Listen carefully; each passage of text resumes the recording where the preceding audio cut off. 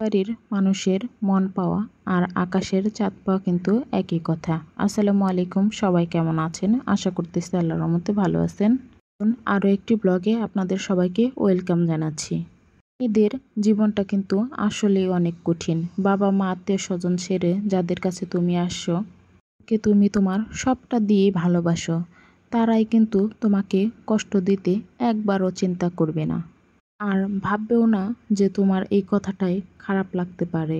সারা বছরই তুমি তাদের কথা ভেবে কষ্ট করে যাবা, কিন্তু বছরে একদিন যদি তাদের কথার বিপরীতে কোনো কাজ করে থাকো, তাহলে কিন্তু তোমার সারা বছরের গুণটা ঢাকা পড়ে যাবে। কথায় যদি উঠতে পারো এবং তাদের কথায় বসতে পারো, তাহলে তোমার মতো লক্ষ্মী বউ আর একটাও নেই। আর যদি তার বিপরীতে কোনো একটাও কাজ করে থাকো, তুমি হচ্ছ গ্রামের সবচাইতে খারাপ বউ। এই কথাটা বলতেও তারা দ্বিতীয়বারও চিন্তা করবে না। বাবা মার কাছে একজন মেয়ে যতই অপরাধ করুক না কেন, একটা ভালো কাজও যদি করে, তারা কিন্তু সেই গুণগানটাই সবসময় করতে পারে যে আমার মেয়ে এটা করেছে সেটা করেছে। আর ঠিক বিপরীতটাই, ছেলের বউ যদি কোনো কিছু করে থাকে, তাহলে কিন্তু সেই গুণগানটাও বারে বারেই তোমার শুনতে হবে। তুমি অমুক দিন এটা বলেছিলা, এটা করেছিলা। এইটাই হচ্ছে মেয়েদের জীবন। শাশুড়ি, স্বামী, ননদ সবার জন্য যতই করো না কেন, তাতেও কোনো লাভ নেই।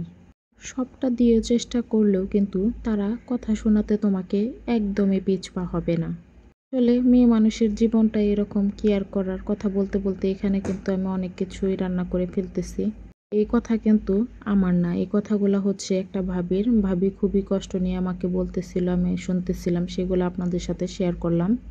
রান্না করে নিতেছি সরিষা ইলিশ আর পাঙ্গাস মাছ ভুনা। মাহিব, নানা এদের জন্য পাঙ্গাস মাছ ভুনা করা হচ্ছে, কারণ ওনারা ইলিশ মাছ খেতে পারে না, কাটা অনেক বেশি। তো ভাবির জীবনটাই কিন্তু এরকম না। বাংলার ঘরে ঘরে এমন অনেক বউ আছে যাদের প্রত্যেকেরই এরকম কিন্তু সমস্যা। যাদের শ্বশুরবাড়িতে তারা খুবই কষ্ট করে মুখ বুজে সব কিছু সহ্য করে নিলেও শ্বশুরবাড়ির লোকেদের কথার কাছ থেকে কিন্তু তারা কোনো মাফ পায় না। এদিকে পাঙ্গাস মাছটা রান্না করে আমি 2টা লেবু পাতা ছিঁড়ে দিয়ে দিলাম। এতে করে পাঙ্গাস মাছের কোনো দুর্গন্ধ আসবে না, আর খেতেও খুবই মজা লাগবে। আর পুরা ঝোলটা দিয়ে লেবুর একটা ঘ্রাণ আসবে, খুবই ভালো লাগে কিন্তু। কে কে এরকম লেবু পাতা দিয়ে মাছ ভুনা করেন অবশ্যই কিন্তু কমেন্ট করে জানাবেন। সাথে আপনারা ফার্স্টে দেখতেই পারলেন আমি ডালটাও রান্না করে নিছি। বাড়িতে যারা এরকম দুঃখগুলাকে হাসি মুখে মেনে নিতে পারবে, তারাই কিন্তু একমাত্র সুখী। আমার কথায় কে কে একমত অবশ্যই কিন্তু কমেন্ট করে জানাবেন। এইদিকে আমার সবগুলা রান্নাই কিন্তু কমপ্লিট হয়ে গেছে। আমার ভিডিওটি কেমন লাগলো অবশ্যই কিন্তু কমেন্ট করে জানাবেন।